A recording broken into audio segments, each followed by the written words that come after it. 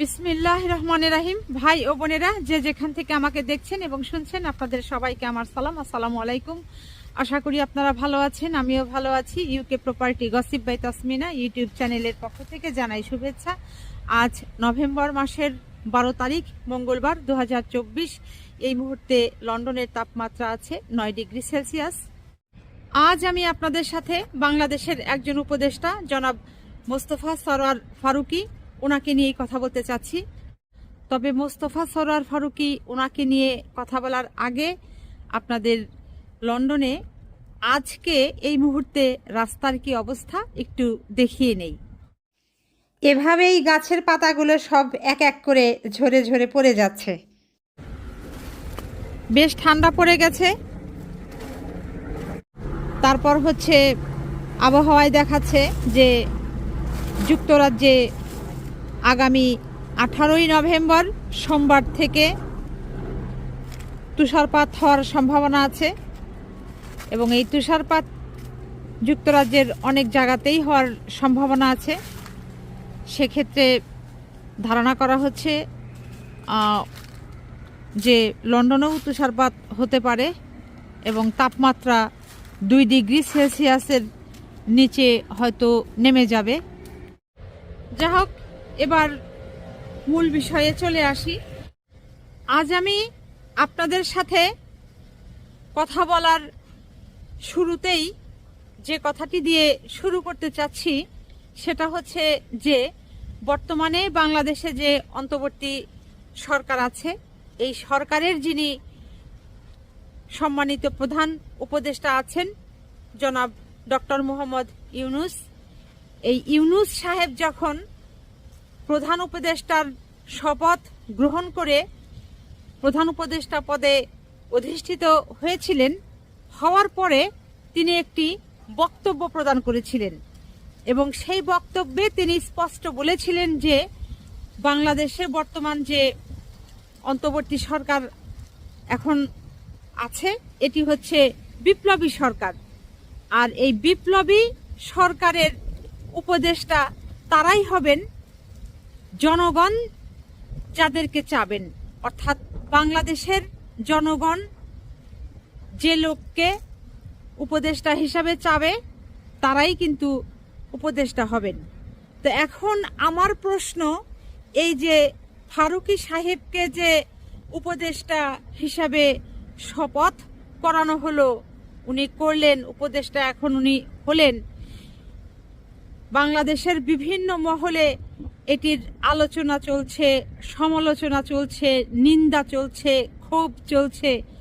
তার মানে এই ফারুকীকে বাংলাদেশের জনগণ চায় না। সেক্ষেত্রে বিপ্লবী সরকারে উপদেষ্টা হিসাবে উনি কিভাবে বহাল থাকছেন? ওনাকে তো তাহলে আপনাদের দ্রুত অপসারণ করা দরকার। ঠিক আছে, এই ফারুকী সাহেবকে যে বা যারা উপদেষ্টা পদে দিয়েছিলেন, হয়তো আপনি কিংবা আপনারা বুঝতে পারেননি যে দেশের জনগণ তাকে চায় কি চায় না। যেহেতু এখন বুঝতে পারছেন, বিষয়টি আপনাদের কাছে স্পষ্ট হয়ে উঠেছে যে সারা বাংলাদেশের মানুষ ক্ষোভে ফেটে পড়েছে, প্রতিবাদ জানাচ্ছে, নিন্দা জানাচ্ছে এবং তার অপসারণ চাচ্ছে। অতএব তাকে আপনারা বিনীত অনুরোধ থাকবে বাংলাদেশে এটি নিয়ে বড় কোনো ধরনের ইস্যু তৈরি হওয়ার আগেই এই ফারুকী সাহেবকে অন্তর্বর্তী সরকারের উপদেষ্টা পদ থেকে অব্যাহতি দেন।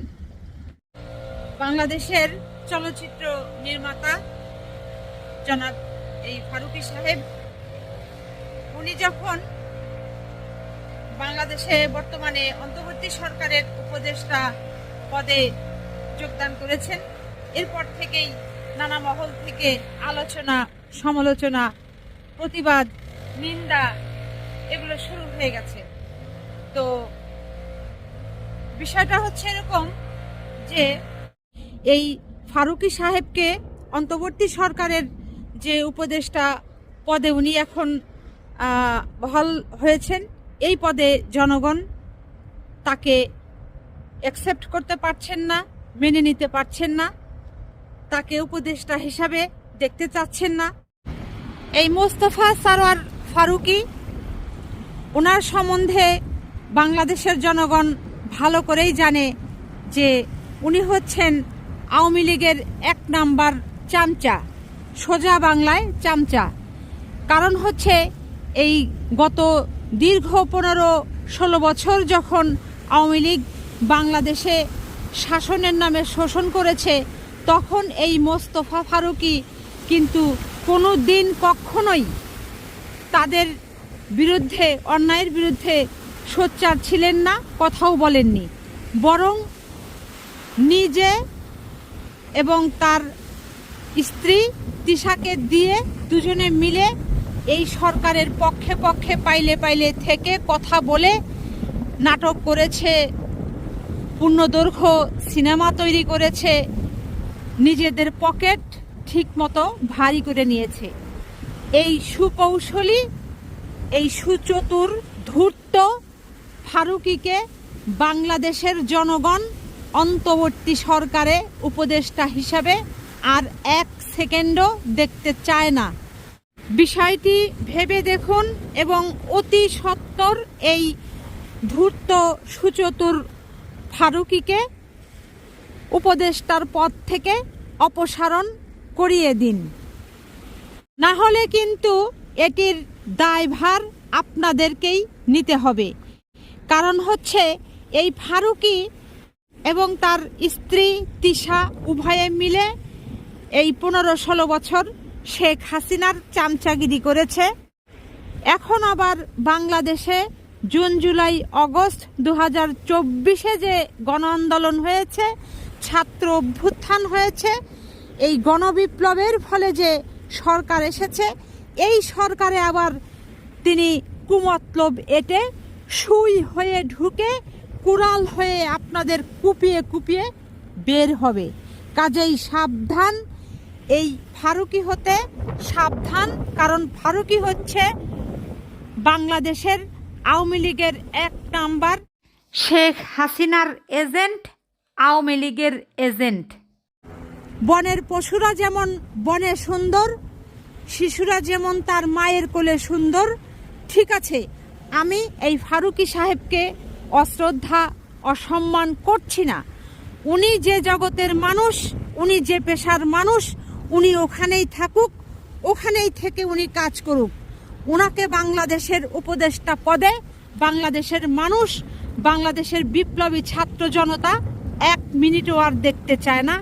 আপনারা হয়তো বুঝতে পেরেছেন। প্লিজ আপনারা আপনাদের মতামত জানাবেন কমেন্ট করে। কাজেই এই মুজিব ফিল্ম মেকার ফারুকী এখন এই উপদেষ্টা মণ্ডলীতে সুই হয়ে ঢুকেছেন, আর এক সময় কোরাল হয়ে উনি বের হবেন।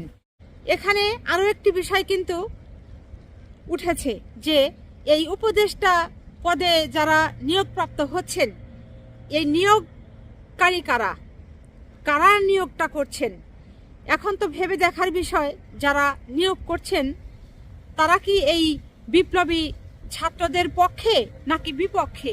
যদি পক্ষে থাকতো তাহলে তো এই ধরনের এই মুজিব চেতনার লোকেরা উপদেষ্টা হতে পারে না। এই শেখ হাসিনার সমর্থনকারী লোকেরা উপদেষ্টা হতে পারে না। এখন তো আরো গোড়ায় যাওয়া দরকার যে কারা এই কাজগুলো করছে, কাজের নামে আকাজগুলো করছে, আকামগুলো করছে। তো কাজেই ওই তাদেরকেও ওখান থেকে সরাতে হবে, তাদেরও অপসারণের দাবি জানাচ্ছি, যারা এই উপদেষ্টা মণ্ডলী নিয়োগ পদে থেকে এই ধরনের মুজিববাদী, মুজিব চেতনার লোকদেরকে ঢুকাচ্ছেন।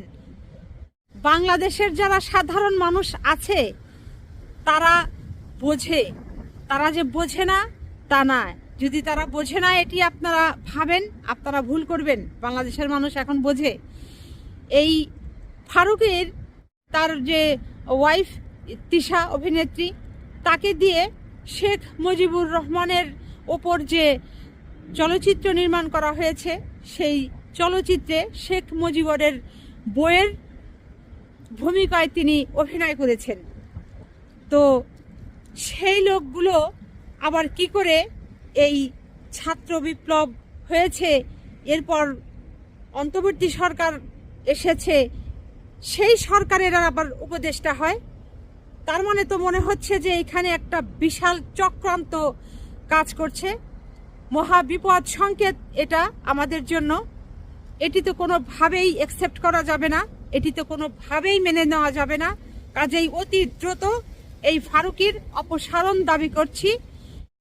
এখানে আরও একটি কথা না বলে পারছি না, সেটা হলো এই আজ যদি মুজিববাদী ফারুকীকে উপদেষ্টার পদ থেকে অপসারণ না করা যায়, তাহলে কাল দেখা যাবে যে আরেকটি মুজিববাদী ফারুকী এসে আরেকটি উপদেষ্টার পদ দখল করবে এবং একে একে দেখা যাবে যে এই উপদেষ্টার পদগুলো মুজিববাদী ফারুকীদের দিয়ে ভরে গেছে।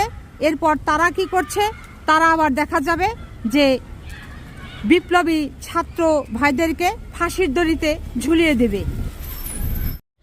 তো আজ এখানেই শেষ করব। সবাই ভালো থাকবেন, সুস্থ থাকবেন এবং আমার জন্য দোয়া করবেন।